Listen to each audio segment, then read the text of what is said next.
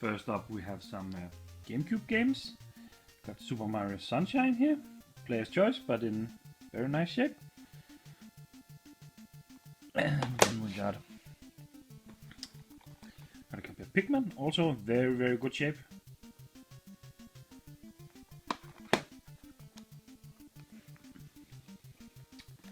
And Sin and Punishment for the Wii. Not actually sure if this is the second game in the series. I know it came out for the N64. This might just be an upgraded port, but it's a really fun game. Have it already, so I'm keeping this one sealed, maybe for a trade or something in the future. And then at the same time I got this.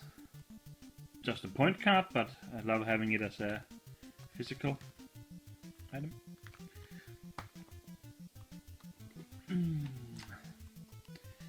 Captain Toad's Treasure Tracker. It's a really good game. A bit short, but what can you expect? It costs about half of what a new game does on the Wii U. So. Very nice game, and I highly recommend that.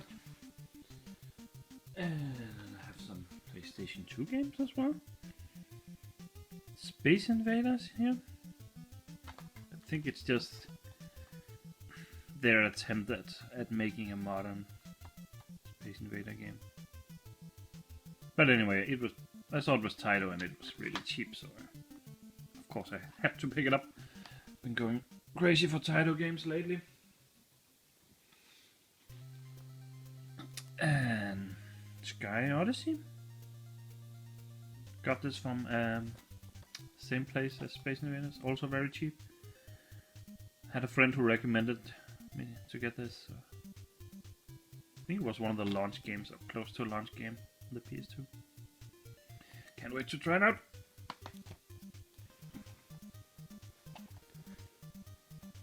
(1945), which is kind of a shoot 'em up game, but it's two games in one. They are arcade ports, so they are really good. It's sad that they didn't do more arcade ports of the old arcades to the PlayStation 2. They did with the PlayStation 1, but PlayStation 1 wasn't quite as powerful, so some of the games were still downgrades like they were on the Super Nintendo and Nintendo. This is a very good game, also kinda cheap. Can recommend it enough. Silent Hill 2. It's a bit beat up, this copy, but this is a special edition. I'm not really sure if it is a special edition, it just says so here. I've been looking to get into this series for a while. I have the fourth one on the PS2 and Xbox as well. I might need to get the first game as well, so I can start it from the beginning. Let's hope Konami does something with it in the future. It's not looking good though. And then I picked up this. Apocalypse. PlayStation 1. Bruce Willis. Not really sure it's how good this game is, but I rarely see PlayStation 1 games anymore, which is sad. Not in this good shape anyway. Normally the cases are like completely cracked and destroyed. Definitely worth picking up. Then I got the Nokia N-Gage QD. Actually have one of these already, but now I have it with the box and everything. See here, it's complete in there. It's really nice. You can see here that one of the upgrades the QD version has is that you can put the games in without opening the machine itself. This is the version that came with The Sims first out. Still a really good machine to collect for, if you ask me. It's not the best handheld, but still better than what people give it credit for. got a game more then. Spider-Man 2. Really good Spider-Man game. But it is clearly a lot better on the PlayStation 2 and Xbox. I think it was out on the GameCube as well. It's not completely the same game as you can see here. I think it's kind of more of a 2D game, this one. And some more handheld stuff. Nintendo presents new style boutique. Yeah, probably never gonna play this, but it's officially released by Nintendo, and I got it for like, I think I paid €2 for it or something. So why the hell not? It's not even opened or anything, it's still in its plastic baggie. That was a good deal. And I got another little machine here. Nice little Game Boy Advance. Really like the form factor of this. It does have a lot of scratches on the screen. I think you can see it here.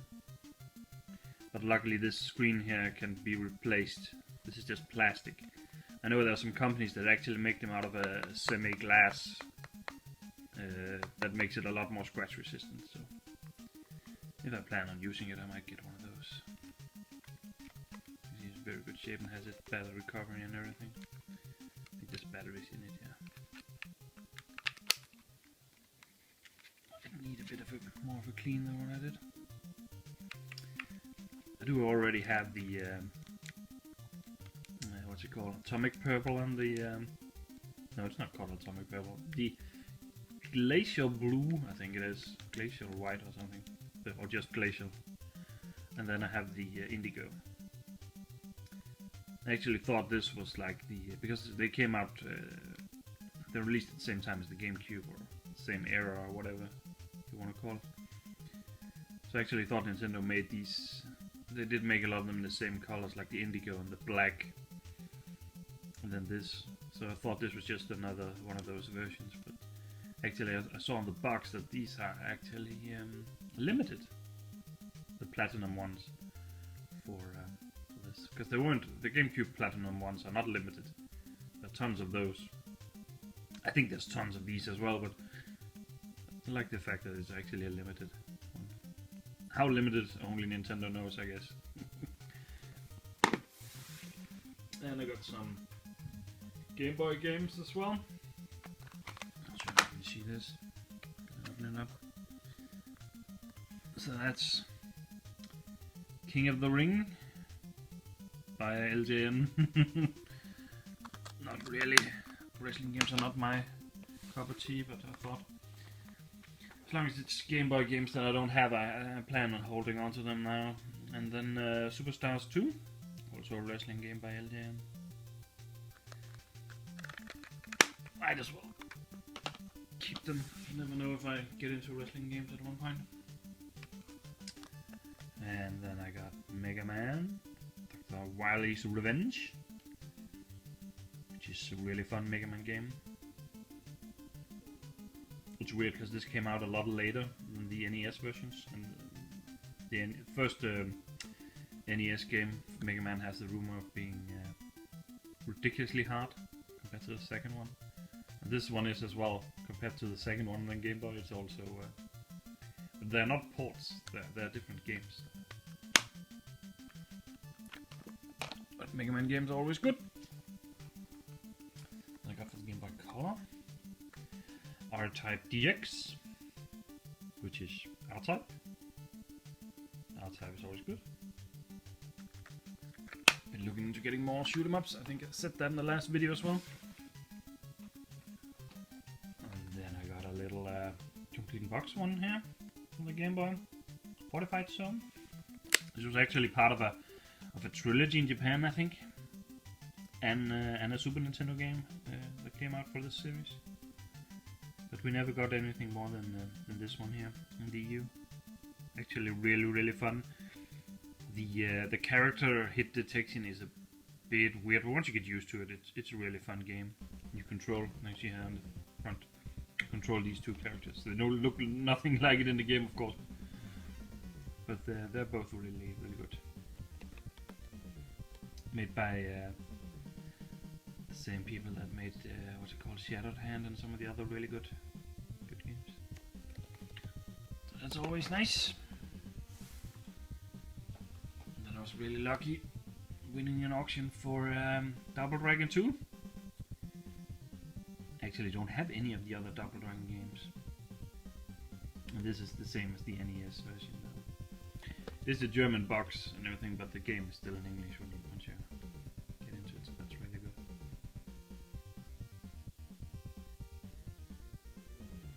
Hard as balls, these beat 'em up games. But still very fun. And I think this actually supports the link cable. Haven't tried it though. Oh damn it, this game's almost dead. Then I found something that I rarely do. Give a color game. Oh, I do find color games from time to time, but never in the box. I mean, this is only my second game or third game in the box. Turok Rage Wars. Kinda a bit like Fortified Zone in the perspective that you see, like kind of a third person up top view, run gun kind of game. Yeah, as you can see, it's fairly fun. Kind of some of the same weapons as you have in the N64 game. If you can find this kind of cheapish, it's really worth picking up. Very good game.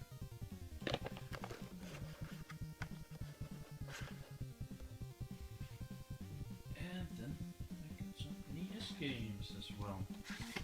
I said I've been getting into shooters, so I got Tiger Heli, which is an arcade port, and I have never played this before. It's actually made by Taito, but published by Acclaim. I guess that's what Acclaim did back in the day. Because you can see the card is a bit beat up and stuff, but got it cheap as well, so can't complain. Shoot 'em ups. This one is a bit weird though, because there's not really any form of power-ups and stuff. And it's overhead shoot 'em up. If you can find it cheap again, it's worth picking up. And also won another auction for something really cool. Teenage Mutant Hero Turtles 2, the arcade game. This is what the first Turtle game should actually have been on the NES. Really fun beat 'em up game, and you can even play 2-player. I remember playing this as a kid with one of my friends who had it. He also had the first game, but as soon as this one came out, I think we never went back to the old one, because this one is just a lot more fun. It has a bit of label damage, as you can see. Level damage. I tried to fix it and glue it down with like some I don't know what that glue is called, but it's like a very passive glue. It's not very damaging or anything. But I got it for a steal, so I'm happy. It's the Spanish edition, you can see in the corner here. And I actually got some more NES games. These are in the box. So, Barker Beatles Trick Shooting. This is a really weird game, but as you can see here, the box is actually in Spanish. But it is officially made by Nintendo, and that was really weird. I didn't know that. It's a light gun game. Only picked it up because it came with another game, and it was really cheap. No manual, unfortunately, but can't get everything when you buy off eBay, sadly.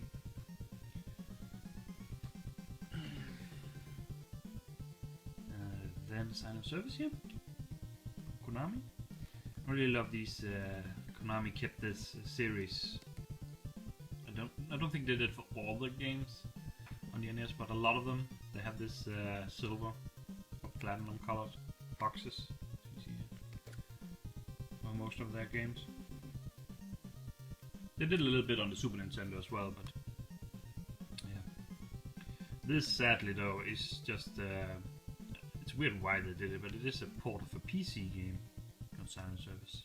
I would highly recommend the PC game if you want to try this series out. This is the beginning of the series though. There are I think 4 or 5 more games in the series. Submarine simulation games, which can get kind of boring quickly if you don't like turning levers and switches and stuff. But also got it at a decent price, and I'm planning on collecting all the Konami games for the NES. I think it was the same price as a loose card I got it for, so I cannot complain. And it has the manual and everything, so really great. And then I got a Life Force Salamander, also an arcade port. I know they do this a lot on the NES, but this is really, really fun. For some reason it looks and feels a lot like, especially the ship you're flying, looks and feels a lot like when you're playing Gradius, which is not surprising, I guess, from the same people who made it. Really, really nice condition. Yeah. I got it in a bundle with trick shooting. Sadly means it also has no manual, so I'm on the lookout for manuals. That's the way it goes. I can highly recommend that if you like shooters.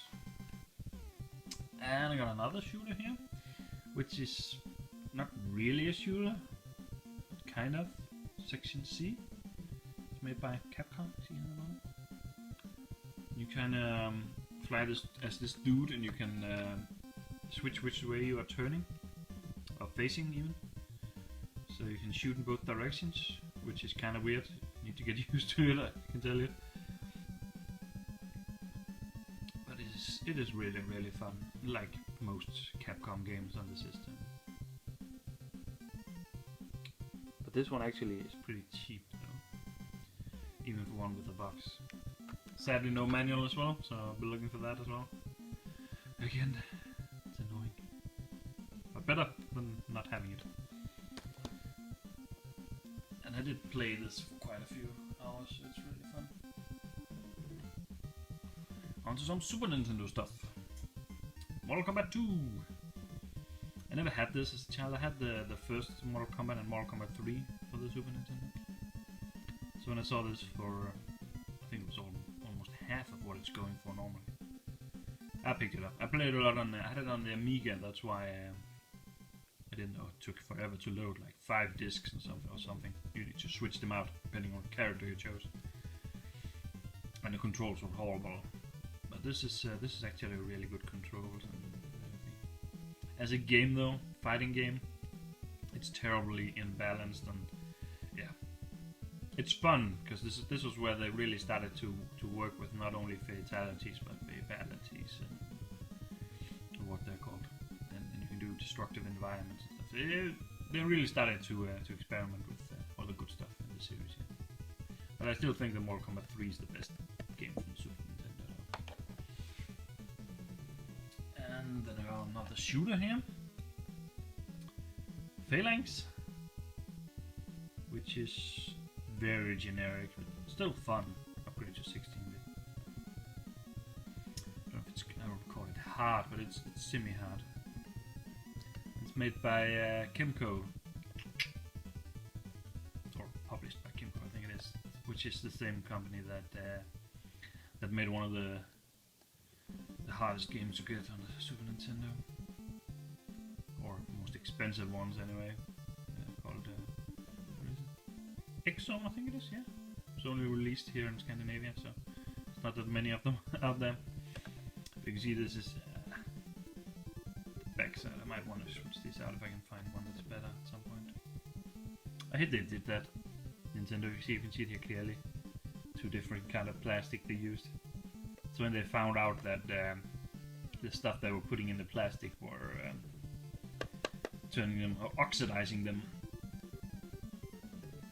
so they switched it out. But I guess they must have had a lot of that left over, so they used it for the back sides of them.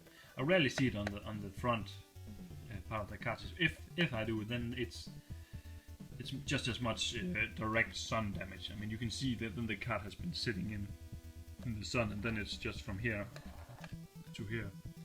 All the top part is sun damaged. And I mean, modern plastics can get sun damaged as well if they don't put a sun blocker in it. A UV blocker, I think it's called. Really good game. I can recommend it if you find it. It varies in price though, so it's not the best shoot 'em up on the system, but clearly recommend it. I got another shooter which is, well, not really sure I'll call it a shooter though, but Super Swiv. I think this was an arcade game as well at some point, and I got see booklet and everything with it. Not everything, and you still need the box, but it's nice to have a booklet. And this is really it's an interesting take on the shoot 'em up, because you can play as both the small vehicle here, car, tank, or whatever it is. And when you're playing as that, you can actually shoot diagonal backwards, I believe. I'm not sure if backwards, but at least you can shoot to the sides and move more freely like that. But if you play it as the helicopter, you can fly over the buildings and stuff. So that has advantages as well. I haven't played it too much, but it's I bet it can get really, really interesting at the later levels. I think it was called something else in the US though. Firepower 2000 or something. Firestorm or something. But it's a good game as well. I can recommend pick that up. And then I got something really, really nice here. A box Super Nintendo game with its manual. Oh yeah, I love this. I need to get some more Super Nintendo games. I have a Super Tennis launch game for the Super Nintendo, I believe. This was actually made by Nintendo. It was back when Nintendo made good sports games. They still do today if you count Wii Sports, I guess, but if you saw the new Mario, what's called Power Tennis thingy that just came out, has gotten horrible reviews for a Nintendo game. They should really have been ashamed to put that out. But this I can highly recommend. It's still really, really fun two-player game as well, and it's cheap, really cheap. I got it a bit cheaper though than normally, but the box is not in perfect condition. You see there's a bit sticker residue here, and it has a bit of, don't know if it's a marker or it's damaged, not damaged, but it's kind of colored to there. So I don't collect perfect boxes. I like them to have a bit of wear and tear, as long as it's not too much, of course. Then I got Super Untitled here. Really fun game. Can highly recommend it. I was really lucky to get in the box for, well, almost it. I think they paid a little bit more than what the loose cartridge goes for. It's also not a perfect box. If you're a shoot 'em up fan and you have a Super Nintendo, this is definitely a must-have. Definitely a must-have. It's also very cheap in just the card alone, I think. Very cheap. Super Nintendo games are not cheap. Then I got Starwing. Finally, a really good and complete version here. I loved this game as a kid.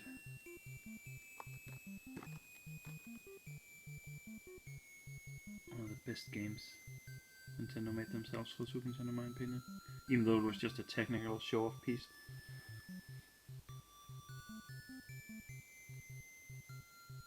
I love how they made it actually